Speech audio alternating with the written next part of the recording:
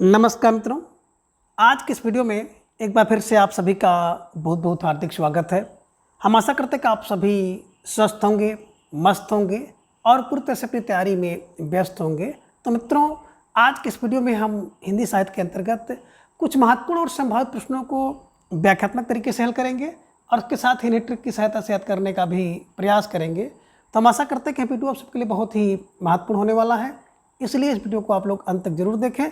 Channel पर नए हैं तो चैनल को सब्सक्राइब कर लें और उसके साथ अगर आपको थोड़ा सा भी उचित लगे तो इस वीडियो को लाइक करें और अपने जो परिचित लोग हैं उनके पास भी शेयर करें। इसके पूर्व की वीडियो में हम लोगों ने कुल 50 प्रश्नों को देखा था, तो आज की इस वीडियो में उसके आगे के प्रश्नों को हम लोग जानेंगे। तो जैसा कि स्क्रीन पर आप देख पा रहे हैं, प्रश्न संख्या 51 कि भक्ति आंदोलन महज भारतीय परंपरा का स्वतः विकास है, किस आलोचक का कथन है? का गणपत चंद्र गुप्त, खा नलन बिलोचन शर्मा, गा डॉक्टर सत्येंद्र या घा हजारी प्रसाद द्विवेदी। तो धीरे धीरे ढेर सारे भाई बहनों का जवाब आ गया कि सर विकल्प घा को लॉक किया जाए। विकल्प घा Hazari Prasad Dwivedi is right answer, है ना। देखिए, भक्ति आंदोलन महज भारतीय परंपरा का स्वतः विकास है ना। तो ये ध्यान में रख लीजिएगा कि भक्ति आंदोलन भारतीय परंपरा का स्वतः हजारों बार विकास है। हजारों बार विकास का मतलब हजारी प्रसाद द्विवेदी ने इस कथन को कहा है, ये उनकी उक्ति है। ठीक है, ध्यान में रखिएगा। ठीक है, चलिए। अब प्रश्न संख्या 52 है कि मध्वाचार का दार्शनिक सिद्धांत माना जाता है? का द्वैताद्वैतवाद, खा शुद्धाद्वैत, गा विशिष्टाद्वैत या घा द्वैतवाद। तो ढेर सारे भाई बहनों का जवाब भी आ गया कि द्वैत है माधव, यानी कि द्वैतवाद माधवाचार्य का जो सिद्धांत है, दार्शनिक सिद्धांत है, द्वैतवाद है ना। यहाँ पे देख रहे हैं शुद्धाद्वैत तो विष्णु स्वामी और वल्लभाचार्य का है, द्वैताद्वैत तो निम्बकाचार्य का है, विशिष्टाद्वैत की बात करते हैं तो रामानुजाचार्य द्वारा, है ना, दिया गया दार्शनिक सिद्धांत है। तो प्रश्न संख्या 52 का विकल्प घा द्वैतवाद इज राइट आंसर। प्रश्न संख्या 53 है कि भक्त के आद्य आचार माने जाते हैं। अब भक्त के आद्य आचार कौन है, किसे माना जाता है? आपको जवाब देना है। का रामानंद, खा रामानुज, गा कांचीपूर्ण या घा अग्रदास। तो प्रश्न संख्या 53 का भी जवाब आ गया बड़े तेजी के साथ कि भक्त के जो आद्य आचार है ना, विकल्प B Ramanuja is right answer. आद्य आचार रामानुज। ठीक है, चलिए। अब प्रश्न संख्या 54 है कि रामानंद के शिष्यों की संख्या है, यानी कि रामानंद के शिष्यों की संख्या कितनी है? का 10, खा 12, गा 8 और घा 4। तो ढेर सारे भाई बहनों ने बड़े तेजी के साथ जवाब दे दिया कि सर विकल्प खा को लॉक किया जाए। विकल्प खा 12 इज राइट आंसर। रामानंद के शिष्य कितने थे? 12। ठीक है, चलिए। प्रश्न संख्या 55 है कि हिंदी साहित्य के भक्ति काल को स्वर्ण युग मानने वाले विद्वान हैं, यानी कि हिंदी साहित्य के भक्ति काल को स्वर्ण युग किसने कहा, किसने माना? आपको जवाब देना है। का स्मिथ, खा गियर्सन, गा बुलर या घा फादर कामले बुलके। तो आप सबने जवाब भी सही दिया कि सर विकल्प बी खा को लॉक किया जाए। विकल्प खा गियर्सन इज राइट आंसर, है ना। देखिए, स्वर्ण युग भक्ति काल को किसने कहा? गियर्सन ने कहा। ये ध्यान में रखिएगा, स्वर्ण गियर्सन। ठीक है, चलिए। प्रश्न संख्या 56 है कि संत मत इस्लामी एकेश्वरवाद का सूचक है, यह कथन है? का शिव सिंह सेंगर का, खा चतुर सिंह शास्त्री का, गा रामचंद्र शुक्ल का या घा हजारी प्रसाद द्विवेदी का। तो प्रश्न संख्या 56 का जवाब भी आ गया कि संत मत इस्लामी एकेश्वरवाद का सूचक है, ये कथन विकल्प गा रामचंद्र शुक्ल का है। और जिन भाई बहनों ने बिल्कुल जवाब दिया था गा के रूप में, बिल्कुल सही जवाब बेसुन तैयारी आप सबको यहाँ पर देख रही है। प्रश्न संख्या 57 है कि संप्रदाय परंपरा का प्राचीन संप्रदाय है, यानी कि संप्रदायों की बात करें तो सबसे प्राचीन संप्रदाय में से कौन सा है? का कह रहे हैं कि श्री संप्रदाय, खा रुद्र संप्रदाय, गा स्मार्ट संप्रदाय या घा ब्रह्म संप्रदाय। तो प्रश्न संख्या 57 का जवाब आ गया कि सर विकल्प घा को लॉक किया जाए। विकल्प घा ब्रह्म संप्रदाय। और ब्रह्म संप्रदाय के जो संस्थापक हैं माधवाचार्य हैं, ध्यान में रखिएगा। रुद्र संप्रदाय के विष्णु और वल्लभाचार्य, श्री संप्रदाय के रामानुज, स्मार्त के शंकर हैं, यानी कि शंकराचार्य। ठीक है, चलिए। प्रश्न संख्या 58 है कि भक्ति काल के आरंभ में उत्तर भारत में किसका शासन था? यानी कि भक्त काल का जब आरंभ हुआ, शुरुआत हुई है, तो उत्तर भारत में किसका शासन था? का हर्षवर्धन, खा शाहजहाँ, गा अकबर या घा मलिक मोहम्मद बिन तुगलक। तो ढेर सारे भाई बहनों ने जवाब भी दे दिया कि सर विकल्प का को लॉक किया जाए। विकल्प का हर्षवर्धन इज राइट आंसर, है ना। भक्त काल के प्रारंभ में उत्तर भारत में जो शासन था वो हर्षवर्धन का था, ये ध्यान में रख लीजिएगा। ठीक है, चलिए। प्रश्न संख्या 59 है कि कबीर किस शासक के समकालीन थे? का सिकंदर लोदी, खा मोहम्मद बिन तुगलक, गा शाहजहाँ या घा अकबर। तो ढेर सारे भाई बहनों का जवाब भी आ गया। अक्सर विकल्प का को लॉक किया जाए। विकल्प का Sikandar Lodi is right answer, है ना। कबीर जो है सिकंदर लोदी के समकालीन थे, ध्यान में आप रखिएगा। अब प्रश्न संख्या 60 है कि कबीर की वाणियों का सबसे पुराना नमूना किस ग्रंथ में मिलता है? का बीजक, खा गुरु ग्रंथ साहिब, गा ज्ञान समुद्र या घा संत साहित्य ग्रंथ। तो ढेर सारे भाई बहनों का जवाब आ गया। अक्सर विकल्प खा को लॉक किया जाए। Guru Granth Sahib is right answer, है ना। सिखों का जो पवित्र पुस्तक है, ग्रंथ है, गुरु ग्रंथ साहिब है, और कबीर की वाणी का सबसे पुराना नमूना जो है इसी ग्रंथ में मिलता है। प्रश्न 61 है कि उदासी संप्रदाय का प्रवर्तन किसने किया? तो वेरी वेरी मोस्ट इम्पॉर्टेंट प्रश्न है और परीक्षा में कई बार पूछा भी गया है, आगे भी पूछे जाने की संभावना है।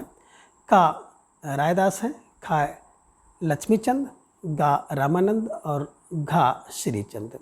तो ढेर सारे भाई बहनों का जवाब आ गया। अक्सर विकल्प घा को लॉक किया जाए। विकल्प घा श्रीचंद इज राइट आंसर। उदासी, देखिए उदासी है श्रीचंद, है ना। लक्ष्मीचंद और श्रीचंद नानक जी के पुत्र थे, तो ध्यान में आप रखिएगा। और उदासी श्रीचंद, श्री माने लक्ष्मी जब कम होती है तो उदासी आता है, ध्यान में रख लीजिएगा। लक्ष्मीचंद को मत लगाइएगा, श्री, है ना। उदासी श्रीचंद, ठीक है।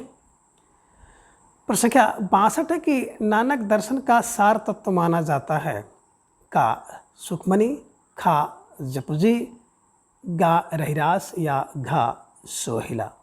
तो ढेर सारे भाई बहनों का जवाब भी आ गया कि जो नानक के दर्शन का सार तत्व है वो विकल्प खा जपुजी इज राइट आंसर, है ना। मैं नानक की सभी रचनाओं को एक ट्रिक आपको बताए थे। ना जा आर सोन, ना जा आर सोन, ना से नानक, आ से आज दीवार, रा से रहिरास, सो से सोहिला और नसीहत नामा, ठीक है ना। ना जा आर सोन, ठीक है, ना से नसीहत नामा। तो ये ध्यान में रखिएगा। जपजी जो है इनके नानक जी का दर्शन का सार तत्व माना जाता है जपजी को, ठीक है। चलिए, जप जानी रहे, जप आदि, ठीक। प्रश्न संख्या 63 है कि 12 खड़ी रचना है। अब 12 खड़ी रचना किसकी है, आपको जवाब देना है। का सिंगा, खा जम्बदास, गा मलूक दास और घा जम्बदास। तो ढेर सारे भाई बहनों का जवाब आ गया कि सर विकल्प गा को लॉक किया जाए। मलूक दास है राइट आंसर, है ना। जिसका मलूक क्या होता, दास वाला होता, वो 12 घंटे खड़े खड़े रहता। 12 खड़ी मलूक दास, ठीक है।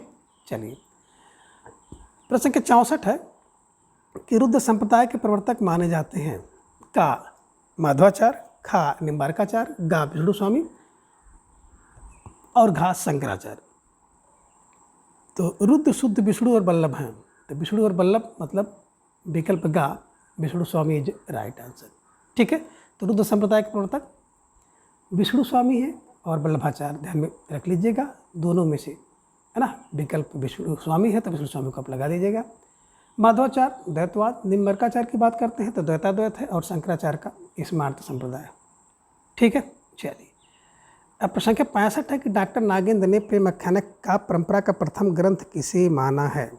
का चंदायन, खा हंसावली, गा सत्यवती कथा और घा है मृगावती। तो ढेर सारे भाई बहनों ने जवाब भी दे दिया कि सर विकल्प खा को लॉक किया जाए। हंसावली इज राइट आंसर। मैंने आपको एक ट्रिक बताया था कि हंसा ऐसा हंसा जैसे सारे गण हंसा। तो हंसा रचना किसकी है? असायत की है।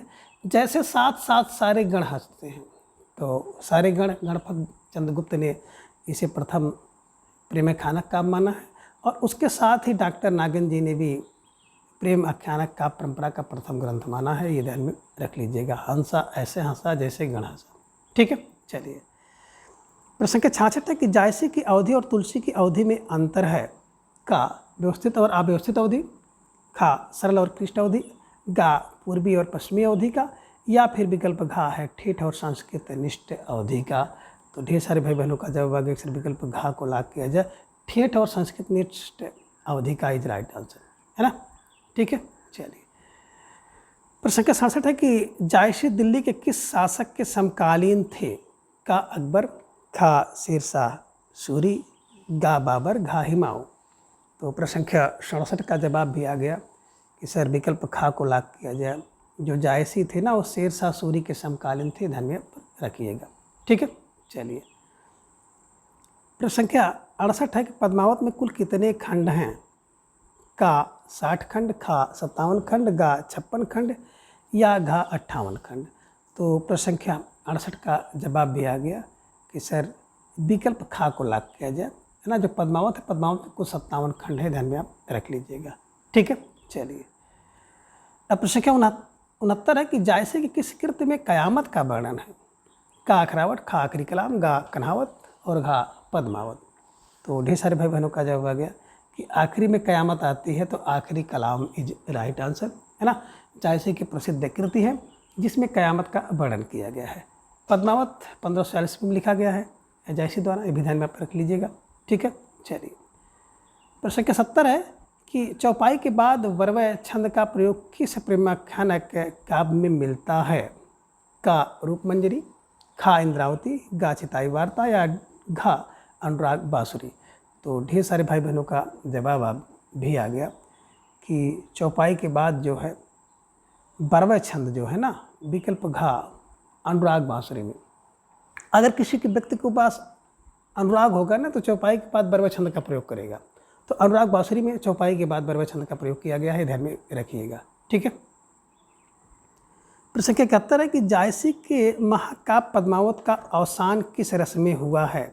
लीजिए, जायसी का जो अवसान किस रस में हुआ है, आपको जवाब देना है प्रश्न संख्या 71 का।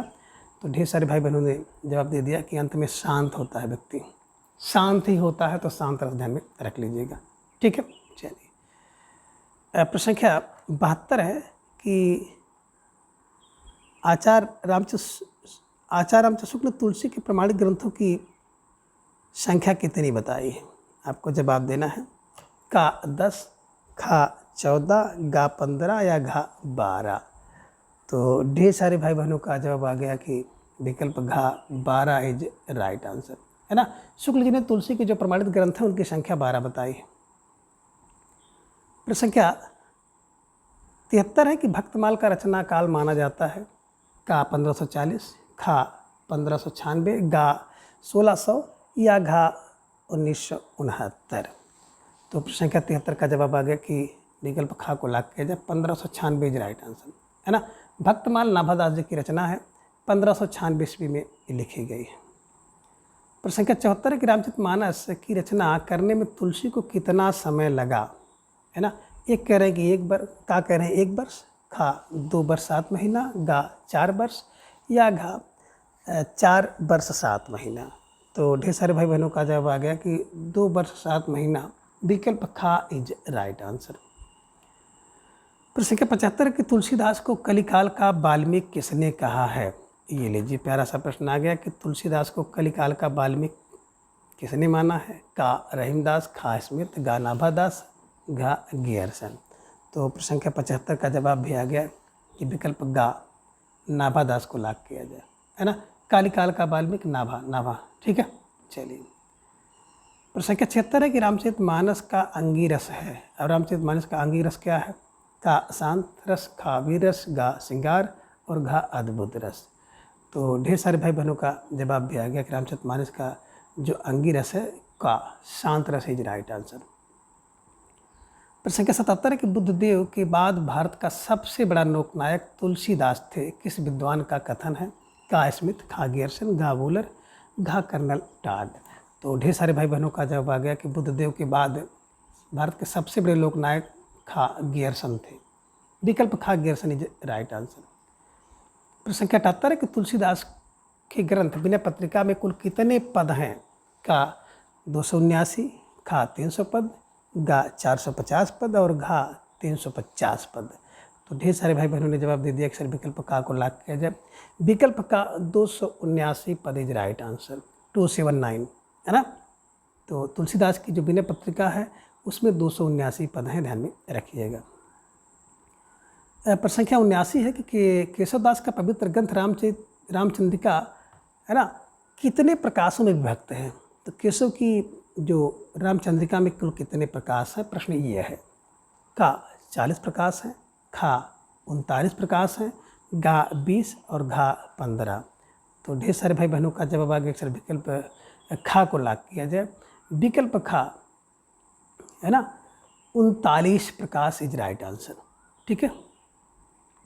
प्रश्न संख्या 80 है केशवदास के राजनीतिक विषय ग्रंथ माने जाते हैं। अब केशवदास के राजनीतिक विषय ग्रंथ है कौन से हैं, आपको जवाब देना है। का वीर सिंह देवचरित है, खा रतन बावनी है, गा दोनों माने जाते हैं, घा दोनों नहीं माने जाते हैं। तो केशवदास के चूँकि राजनीतिक विषय ग्रंथ की बात आ रही है तो विकल्प गा दोनों is right answer. Veer Singh देवचरित और रतन बावनी दोनों राजनीतिक ग्रंथ हैं। ठीक है। चलिए प्रश्न संख्या 81 कि रामायण महानाटक के रचनाकार माने जाते हैं। का हृदय राम, खा प्राणचंद चौहान, गा प्राणचंद और घा लाल दास। तो अब आपको जवाब देना है। देखिए यहाँ पे एक प्राणचंद है और एक प्राणचंद चौहान है, तो विकल्प खा Pranchand Chauhan is right answer है ना। रामायण एक महानाटक है, तो रामायण महानाटक क्या है, नाटकों का प्राण है। प्राण फार प्राणचंद चौहान को ध्यान में रखिएगा। प्रश्न संख्या 82 है कि सूरदास किस शासक के समकालीन थे। का बाबर, खा हुमायूं, गा अकबर और घा शेरशाह सूरी। तो प्रश्न संख्या 82 का भी जवाब आ गया। अक्सर विकल्प गा को लाग किया जाए, विकल्प गा जो सूरदास है ना वो विकल्प गा अकबर के समकालीन थे, ध्यान में रखिएगा। ठीक है। संख्या 83 कि 84 वैष्णव की वार्ता और 252 वैष्णव वार्ता के प्रवर्तक कौन हैं। तो आपका जवाब भी आ गया 84 और 252 वैष्णव की वार्ता। का प्रियादास, खा विट्ठलदास, गा नाभादास और घा गोकुलदास। तो ढेर सारे भाई बहनों का जवाब आ गया अक्सर गोकुल। कुल कितने, बोले कुल 84 252 वैष्णव की वार्ता है। कुल 84 252 वैष्णव की वार्ता है। तो कुल फार गोकुलनाथ को ध्यान में रखिएगा। 84 वैष्णव की वार्ता और 252 वैष्णव वार्ता इनके द्वारा लिखा गया। अष्टछाप की स्थापना किसने की, ये लीजिए प्यारा सा प्रश्न और कई बार परीक्षा में पूछा गया है कि अष्टछाप की स्थापना किसने की है। का गोकुलदास, खा विट्ठल दास कहिए या विट्ठलनाथ करिए, गा नाभादास और घा है वल्लभाचार्य। तो ढेर सारे भाई बहनों का जवाब आगे सब विकल्प खा को लाग किया जाए। मैंने आपको बताया था ना अष्ट विट्ठल। ठीक है। विट्ठलनाथ या विट्ठलदास ध्यान में रख लीजिएगा और इसे ट्रिक की सहायता से आप आसानी से याद कर लीजिएगा। ठीक है। चलिए आगे प्रश्न संख्या 85 है कि निम्बार्क संप्रदाय के संस्थापक माने जाते हैं। का विट्ठलदास, खा निम्बार्काचार्य, गा नाभादास और घा है वल्लभाचार्य। तो प्रश्न संख्या 85 का जवाब भी आ गया। अक्सर विकल्प खा को लाग किया जाए, खा निम्बार्काचार्य इज राइट आंसर। ठीक है। चलिए अब प्रश्न संख्या 86 के राधा वल्लभ संप्रदाय के प्रवर्तक माने जाते हैं। का हित हरिवंश, खा स्वामी हरिदास, गा चैतन्य महाप्रभु और घा की बात हम लोग करें तो घा हो गए तीनों। तो धीरे धीरे ढेर सारे भाई बहनों का जवाब आ गया कि राधा वल्लभ संप्रदाय क्या करते हैं, हित करते हैं हरवंश का। तो राधा वल्लभ क्या करते हैं, हित करते हैं हरवंश का। हित हरवंश इज राइट आंसर, ये ध्यान में आप रख लीजिएगा। ठीक है। चलिए प्रश्न संख्या 87 है कि सूर कवि तो सुने कौन कवि जो नहीं सिर चालन करे, पंक्ति किसकी है। का प्रियादास, खा विट्ठलदास, गा नाभादास और घा है सेवकदास। तो प्रश्न संख्या 87 का भी जवाब आ गया कि विकल्प गा है ना नाभादास इज राइट आंसर। सूर कवि तो सुन कौन कवि जो नहीं सिर चालन करे, तो ये नाभादास की पंक्ति ध्यान में रख लीजिएगा। ठीक है। अब प्रश्न संख्या 88 है कि प्रेम 12 खड़ी किस कवि की रचना है। अब प्रेम 12 खड़ी किस कवि की रचना है। का नंददास, खा सेवकदास, गा दामोदर दास और घा है परमानंद दास। तो ढेर सारे भाई बहनों ने जवाब दे दिया कि सर विकल्प का को लाग किया जाए, का नंददास इज राइट आंसर है ना। प्रेम 12 खड़ी नंददास। ठीक है। चलिए प्रश्न संख्या 89 कि रास पंचाध्यायी कितने अध्यायों में विभक्त है। का कह रहे हैं कि 2 अध्याय में, खा 3 अध्याय में, गा 5 अध्याय में या घा 8 अध्यायों में। तो ढेर सारे भाई बहनों का जवाब आ गया कि रास पंचाध्यायी नंददास की रचना है। ये 5 अध्यायों में विभक्त है। विकल्प गा इज राइट आंसर। प्रश्न संख्या 90 की रहीमदास कृत मदनाष्टक की भाषा है। क्या भाषा है? का कह रहे खड़ी बोली, खा अवधी, गा ब्रजी और घा बिहारी। तो रहीम कृत मदनाष्टक की भाषा है। विकल्प का खड़ी बोली इज राइट आंसर। ठीक है, चलिए। प्रश्न संख्या 91 है कि अवधी भाषा में लिखा गया प्रथम रीति संबंधी ग्रंथ माना जाता है ना, कि अवधी भाषा में लिखा गया प्रथम रीति संबंधी ग्रंथ। विकल्प का कह रहे साहित्य लहरी, खा रसिक प्रिया, गा बरबनाई का भेद और घा है कवि प्रद्या। तो ढेर सारे भाई बहनों का जवाब आ गया कि अवधी भाषा में लिखा गया प्रथम रीति ग्रंथ है। विकल्प गा बरबनाई का भेद है। ठीक है, चलिए। प्रश्न संख्या 92 है कि राग सोरठ के पद किस कवित्री की रचना है? का मीराबाई, खा राबिया, गा महादेव वर्मा, घा पद्मावती। तो राग सोरठ के पद की बात करते हैं ना, तो विकल्प का मीराबाई इज राइट आंसर। राग सोरठा के पद मीराबाई गाती। प्रश्न संख्या 93 है कि गोद लिए हुलसी फिरे तुलसी सो सुत होए किस कवि की पंक्ति है? का नरोत्तम दास, खा नाभा दास, गा रहीम दास, घा विट्ठल दास। तो प्रश्न संख्या 93 का जवाब भी आ गया कि सर विकल्प गा को लाख किया जाए, रहीम दास इज राइट आंसर। ठीक है, चलिए। प्रश्न संख्या 94 है कि काग के भाग बड़ो सजनी हरिहाथ सुलई गो माखन रोटी किस कवि की पंक्ति है? जवाब आपको देना है। का तुलसीदास, खा आनंददास, गा रसखान और घा प्रेमदास। तो ढेर सारे भाई बहनों का जवाब आ गया अक्सर विकल्प गा को लाख किया जाए, विकल्प गा रसखान इज राइट आंसर। प्रश्न संख्या 95 है कि हरि तुम हरो जनकी पीर पंक्ति किसकी है? का मीराबाई की पंक्ति है, खा विट्ठल दास, गा नरोत्तम स्वामी या घा रहीम दास का। तो हरि तुम हरो जनकी पीर है ना, बिल्कुल सही जवाब। जिन भाई बहनों ने विकल्प का चुनाव किया था, मीराबाई इज राइट आंसर है ना। कुड़की ग्राम में इनका जन्म हुआ था, ध्यान में रख लीजिएगा। ठीक है। प्रश्न संख्या 96 है कि मोर मन और कहीं कहीं मोह मन मिलता है, तो मोर मन या मोह मन गिरधर छवि पर अटक्यो पंक्ति है। का आनंददास, खा कृष्णदास, गा चित स्वामी, घा परमानंद दास। तो ढेर सारे भाई बहनों का जवाब आ गया अक्सर विकल्प खा को लाख किया जाए, कृष्णदास इज राइट आंसर है ना। मोह मन गिरधर छप्पे अटको कृष्णदास द्वारा कही गई पंक्ति है। और कृष्णदास जो अष्टचाप के कवि थे, उन सभी कवियों में प्रबंधक का काम करते थे। ठीक है। प्रश्न संख्या 97 है कि संतन को कहाँ से करी सो काम पंक्ति किसकी है? का कुंभन दास, खा सूरदास, गा नाभादास और घा सेवक दास। तो संतन देखिए और उसके देखिए बात कुंभन, संतन को कुंभन से मिलाना है। इन्हीं की विकल्प का कुंभन दास इज राइट आंसर। ठीक है, चलिए। प्रश्न संख्या 98 है कि केशव कहीं न जाए का कहिए पंक्ति किसकी है? का अग्रदास, खा तुलसीदास, गा रामानंद, घा सूरदास। तो केशव कहीं न जाइए, केशव ना कहिए बल्कि तुलसी कहिए। केशव कहीं न जाइए, केशव ना कहिए, तुलसी कहिए। तो तुलसी फल तुलसीदास को ध्यान में रख लीजिएगा। ठीक है। प्रश्न संख्या 99 है कि जिन तुम जानो गीत है यह निज ब्रह्म विचार पंक्ति किसकी है? जिन तुम जानो गीत है यह निज ब्रह्म विचार पंक्ति किसकी है? प्रश्न संख्या 99 का जवाब आपको देना है।